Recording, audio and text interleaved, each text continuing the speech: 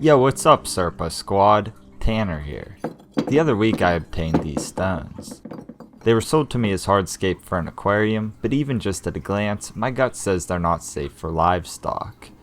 Regardless, I was drawn by their glittery, crystalline appearance and had to get them. Unfortunately, I can't remember what they were called, so we'll simply refer to them as glitter rocks. I didn't know what I could use them for, but they kept giving me cave vibes. I only was able to get a few, so I had to be strategic. I ran several ideas through my head and thought to myself, how about a cave-inspired nano Paludarium? Now that sounds like a good idea to me.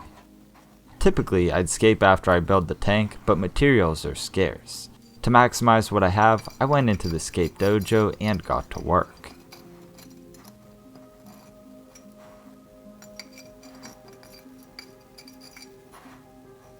I tried my best to maximize the surface area while keeping the cave aesthetic in mind.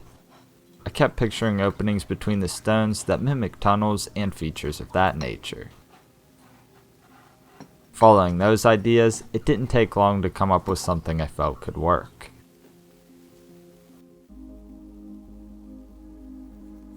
I used a roller to make a boundary around the rocks.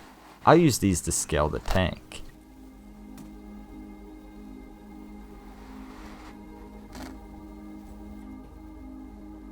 Based on this, the back panel of the tank needs to be at least 8 by 8 inches. I used that measurement to design the rest of the system. I want the side pieces to have an angle to them. I transferred measurements to the glass and cut them out accordingly.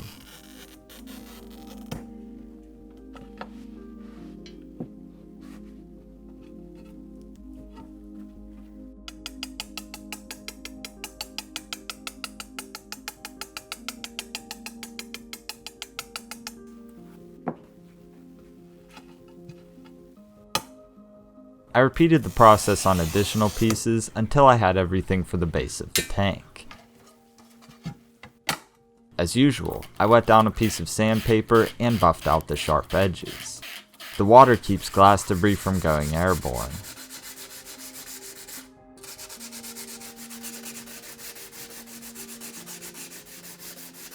I rinsed them off after that.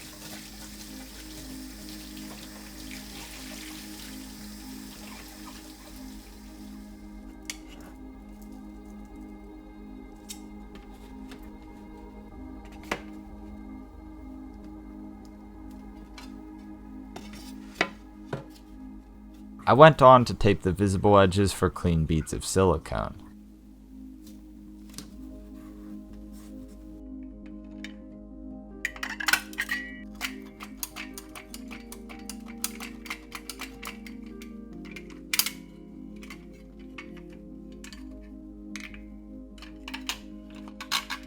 I applied it to the appropriate surfaces.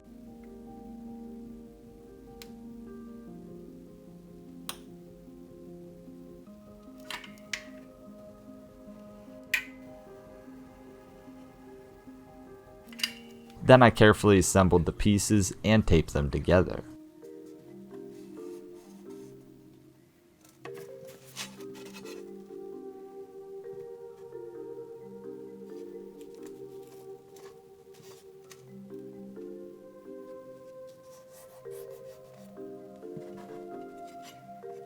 I went back and applied silicone to the inside. I smoothed it out with my finger and removed the tape. I removed the anchoring tape. Personally, I like to build tanks on paper or cardboard. It makes the process cleaner. I can simply cut the paper and scrape it off the glass. I measured the inside of the tank. I'll use these to cut down this awesome piece of iridescent glass. I cut and processed it like before. I marked the sides of the tank for where this piece will go. I taped along the line for silicone. I also put a spacer on the bottom so water can flow under. I attached the glass like before.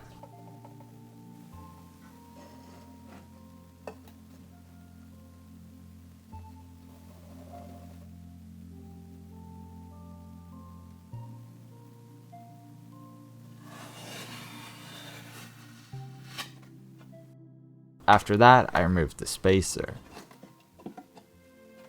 I went on to add another piece of glass to the top of the back for the overflow box. I also have a piece for the bottom that I drilled a hole in.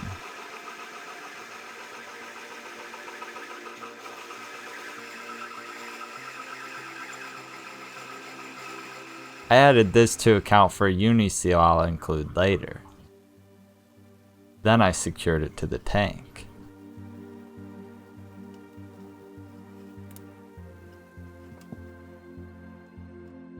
That completes the construction of the tank. Here you can get a closer look at what I've made. It's a Paludarium style enclosure with a built-in overflow on top. It's also open on the back for easy access to the pump. Now I'll transfer the hardscape to the back of the tank.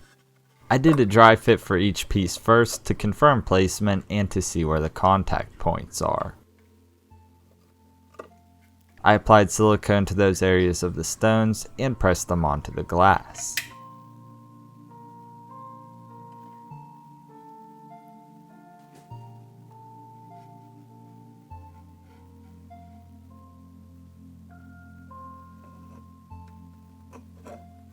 I continued until I got everything laid out like before.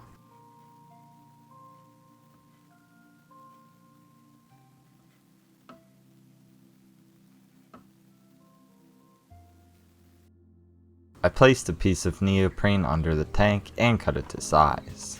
This will act as a self-leveling mat.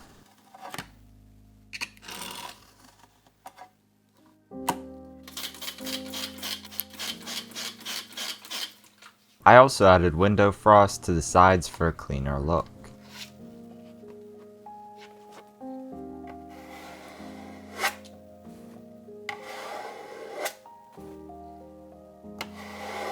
For the rest of Escape, I'll weave thin branches of spiderwood over the rocks. These will do an awesome job mimicking vines or roots that grew down into the water.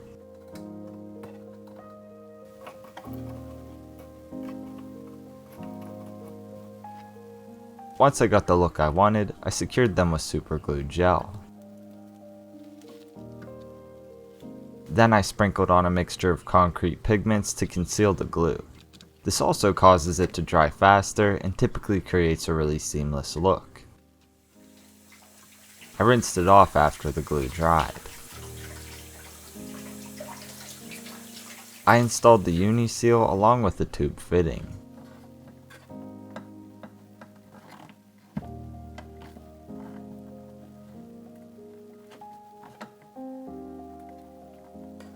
I checked the pump placement. It looked good, so I snipped off the excess tubing.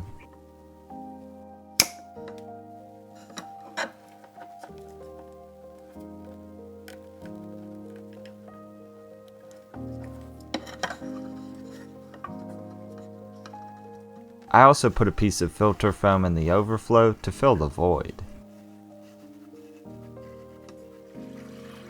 I gave it a water test. Everything appeared to function as intended.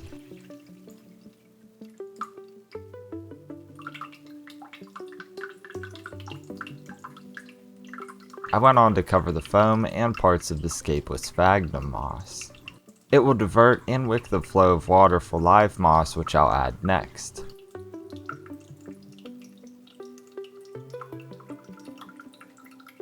For this one, I have a nice selection of mini Christmas moss. This is a really cool variety that grows in a fern-like formation. I placed it in areas where the water flows over the scape.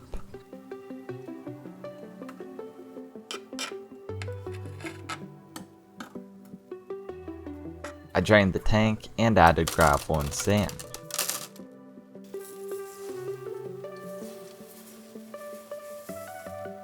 In retrospect, I wish I wouldn't have used the gravel. I ended up covering it completely because it ruined the vibe. I also attached a Gooseneck Light to the back of the setup with a sticky pad.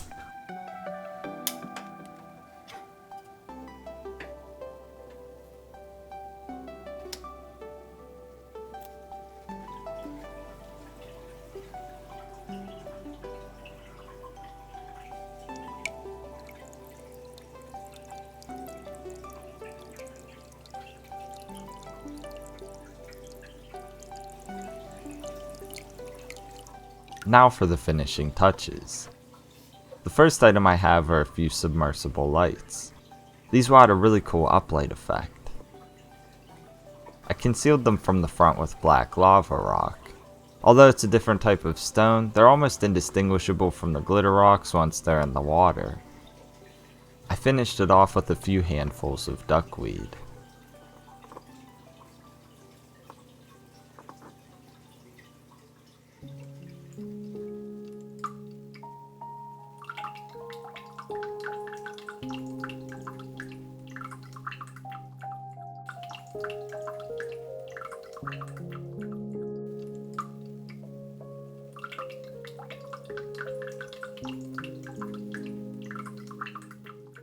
There you have it, the finished project.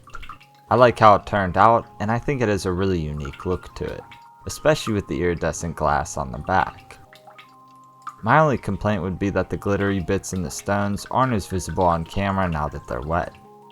Regardless, I'd say this was a successful project and a good use of the stones.